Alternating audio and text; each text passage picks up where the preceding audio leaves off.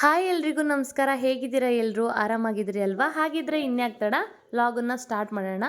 ಮಲೆನಾಡಲ್ಲಿ ಸಿಗುವಂಥ ಒಂದು ಸ್ಪೆಷಲ್ ಅಣಬೆ ಬಗ್ಗೆ ಇವತ್ತು ನಾನು ತಿಳಿಸ್ಕೊಡ್ತಾ ಇದ್ದೀನಿ. ಇದ್ರ ಹೆಸರು ನುಚ್ಚಲ್ ಅಣಬೆ ಅಂತ ಹೇಳಿ.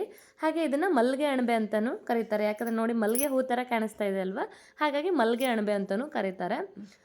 ಇದು ಯಾವುದಾದ್ರು ಮರದ ಬುಡದಲ್ಲಿ ಹಾಗೆ ತೋಟದಲ್ಲಿ ಮರದ ಟೊಂಗೆ ಮೇಲೆಲ್ಲ ಹೇರಳವಾಗಿ ಬೆಳೆಯುತ್ತೆ. ಇದು ಬೆಳೆದ್ಬಿಟ್ರೆ ಗುಜ್ಜು ಗುಜ್ಜು ಬರುತ್ತಲ್ವ, ಆ ಥರ ಗುಜ್ಜು ಗುಜ್ಜಾಗಿ ಬೆಳೆಯುತ್ತೆ.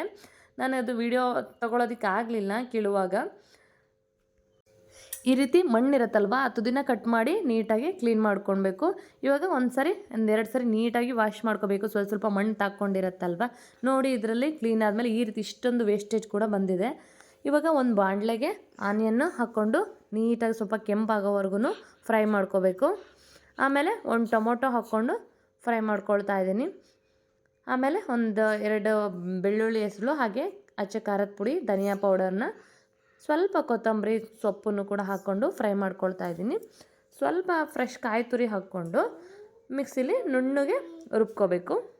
ಈ ಕಡೆ ಒಂದು ಬಾಣಲೆಗೆ 2 ಟೇಬಲ್ ಸ್ಪೂನ್ ಆಯಿಲ್ ಹಾಕ್ಕೊಂಡು ಒಂದು ಆನಿಯನ್ನ ಕಟ್ ಮಾಡಿ ಒಗ್ಗರಣೆಯಲ್ಲಿ ನೀಟಾಗಿ ಕೆಂಪಾಗೋವರೆಗೂ ಬೇಯಿಸ್ಕೊಳ್ಳಿ. ಹಾಗೆ 1 ಟೇಬಲ್ ಸ್ಪೂನ್ ಶುಂಠಿ ಬೆಳ್ಳುಳ್ಳಿ ಪೇಸ್ಟ್ ಹಾಕ್ಕೊಂಡು ಅಗೇನ್ ಮತ್ತೆ ಫ್ರೈ ಮಾಡ್ಕೊಳ್ಳಿ. ಸ್ವಲ್ಪ ಹಳದಿ ಪೌಡರು, ಹಾಗೆ ಅಣಬೆನ ವಾಶ್ ಮಾಡಿರ್ತೀವಲ್ಲ ಅದನ್ನು ಈ ರೀತಿಯಾಗಿ ಹಿಂಡ್ಬಿಟ್ಟು ಹಾಕ್ಕೋಬೇಕು. ನೀಟಾಗಿ ಈ ರೀತಿಯಾಗಿ ಎಲ್ಲನೂ ಹಿಂಡ್ಬಿಟ್ಟು ಒಗ್ಗರಣೆಗೆ ಹಾಕ್ಕೊಂಡ್ಮೇಲೆ ರುಚಿ ತಕ್ಕಷ್ಟು ಉಪ್ಪನ್ನ ಆ್ಯಡ್ ಮಾಡ್ಕೊಳ್ಳಿ. ಒಂದು 2 ಮಿನಿಟ್ಸಲ್ಲೆಲ್ಲ ಇದು ಸಾಫ್ಟ್ ಆಗಿಬಿಡತ್ತೆ, ಬೇಗನೆ ಬೇಯ್ದುಬಿಡತ್ತೆ.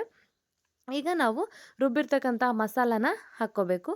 ಮಸಾಲೆ ಒಂದು ಕುದಿ ಬಂದಮೇಲೆ ಸ್ವಲ್ಪ ಚಿಕನ್ ಮಸಾಲಾನ ಆ್ಯಡ್ ಮಾಡ್ಕೊಳ್ಳಿ. ನೋಡಿ ಇವಾಗ ಪಲ್ಯ ಕಂಪ್ಲೀಟಾಗಿ ರೆಡಿಯಾಗಿದೆ. ರೊಟ್ಟಿ ಜೊತೆ ಸವಿಯೋದಕ್ಕೆ ತುಂಬಾ ಟೇಸ್ಟಿಯಾಗಿರುತ್ತೆ. ಈ ರೀತಿ ನ್ಯಾಚುರಲ್ಲಾಗಿ ಸಿಗುವಂಥದ್ದು ತುಂಬಾ ಹೆಲ್ತಿಗೆ ಒಳ್ಳೆಯದು. ಅಣಬೆನ ಮಾತ್ರ ಕರೆಕ್ಟಾಗಿ ಐಡೆಂಟಿಫೈ ಮಾಡಿ ತಗೊಳ್ಳಿ, ಯಾಕಂದರೆ ಕಾಡಣಬೆ ಕೂಡ ಇರುತ್ತೆ ಈ ರೀತಿಯಾಗಿ. ಹಾಗಾಗಿ ವಿಡಿಯೋ ಇಷ್ಟ ಆದರೆ ಲೈಕ್ ಮಾಡಿ, ಶೇರ್ ಮಾಡಿ, ಹಾಗೆ ಸಬ್ಸ್ಕ್ರೈಬ್ ಆಗೋದನ್ನು ಮರಿಬೇಡಿ. Thank you.